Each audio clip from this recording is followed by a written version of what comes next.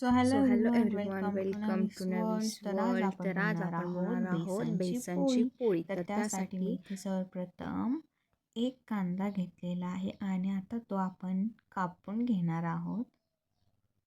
मी एका पोळीसाठी इथे एकच कांदा वापरणार आहे. कांदा नीट चिरून घ्यायचा आहे. आणि तुम्ही जर आपल्या चॅनलवर नवीन असाल तर आपल्या चॅनलला लाईक, शेअर आणि सबस्क्राईब करायला विसरू नका. आणि तुम्हाला बेसनची पोळी खायला आवडते का? कॉमेंटमध्ये नक्की सांगा.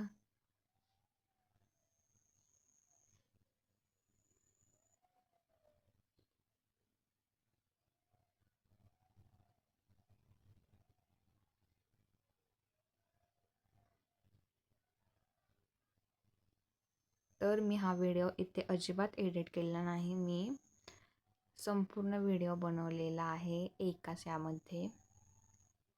त्यामुळे इथे थोडासा वेळ लागू शकतो. तुम्ही 2x स्पीडवरही पाहू शकता.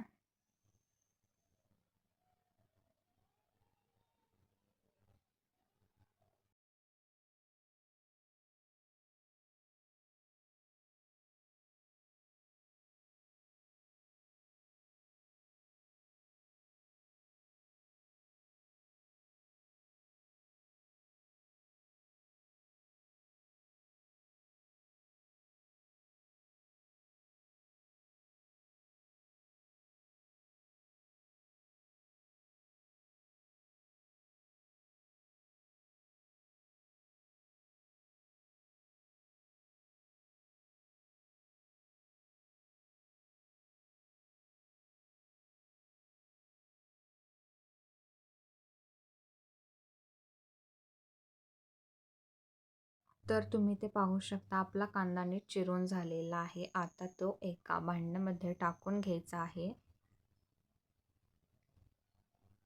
आणि इथे मी साधारणपणे 1 वाटी बेसनचं पीठ घेणार आहे. ते एकदम चाळून घ्यायचं आहे, जेणेकरून आपल्या बेसनच्या पिठामध्ये गाठी पडू नयेत म्हणून.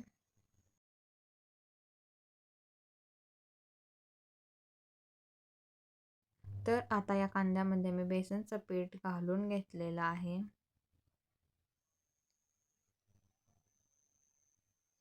आणि आता हे कांद्याबरोबर चांगलं मिक्स करून घ्यायचं आणि हळूहळू पाणी ओतून घ्यायचं.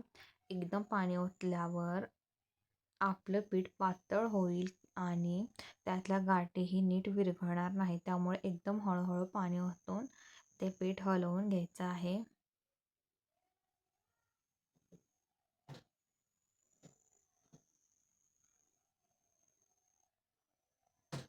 आणि तुम्ही यापूर्वी बेसनची पोळी कधी बनवली आहात की नाही हे कॉमेंटमध्ये नक्की सांगा.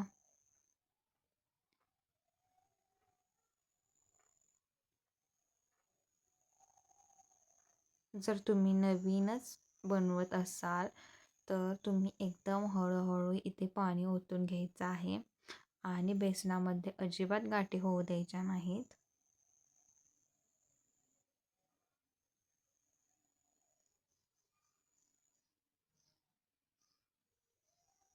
आणि कांदा इथे सेपरेट करून घ्यायचा आहे. तर मी इथे साधारणपणे 1.5 चमचा चटणी घालणार आहे. मी इथे मिरची अजिबात घालणार नाही. तुम्ही मिरचीच्या पण रेसिपी बनवू शकता, ती पण भारी लागते. परंतु मला चटणीचीच बेसनची पोळी आवडते. आणि यामध्ये थोडंसं मीठही इथे मी घालून घेतलेलं आहे. आता हे नीट मिक्स करून घ्यायचं आहे. चटणीच्या अजिबात गाठी होऊ द्यायच्या नाहीत. तसं झाल्यावरती कुठे कुठे आपली पोळी तिखट लागते आणि कुठे कुठे आळणी लागते. त्यामुळे नीट गाठी फोडून घ्यायच्या आहेत.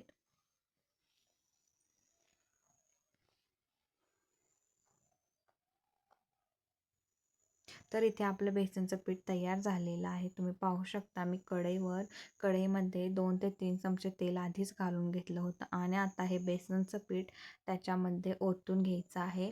बेसनचं पीठ ओतताना एकदम बाजूने ओतून घ्यायचं, एकदम मध्येच सगळं बेसनचं पीठ ओतून घ्यायचं नाही. मी ही संध्याकाळचा व्हिडिओ बनवत आहे, त्यामुळे तुम्हाला इथे लाईट नीट दिसत नसेल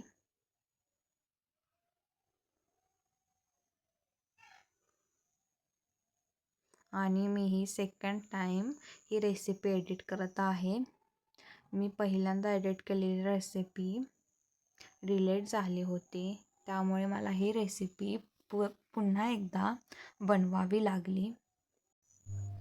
पोळी नीट भाजल्यानंतरच तुम्ही इथे पोळी पलटून घ्यायची आहे आणि पोळीच्या बाजूने तेल घालून घ्यायचं आहे.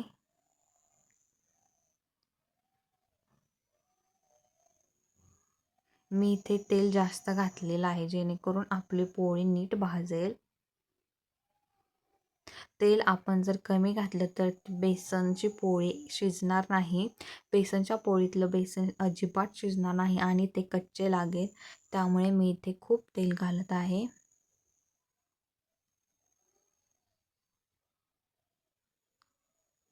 तुम्ही पाहू शकता अजून आपली पोळी थोडीशी कच्ची आहे, ती नीट भाजून घ्यायची आहे.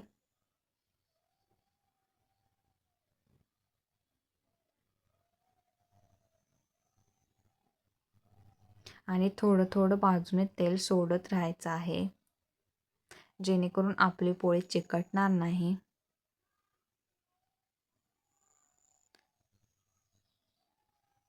तुम्हाला पोळीचा आकार रंग वेगळा दिसेल कारण मी संध्याकाळचं शूट केलेलं आहे. तर आता आपली पोळी भाजलेली आहे.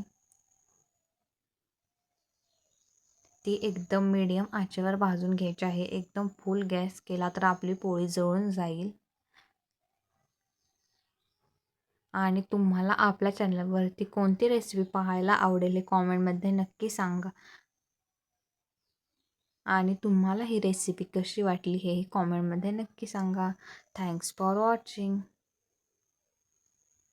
धन्यवाद.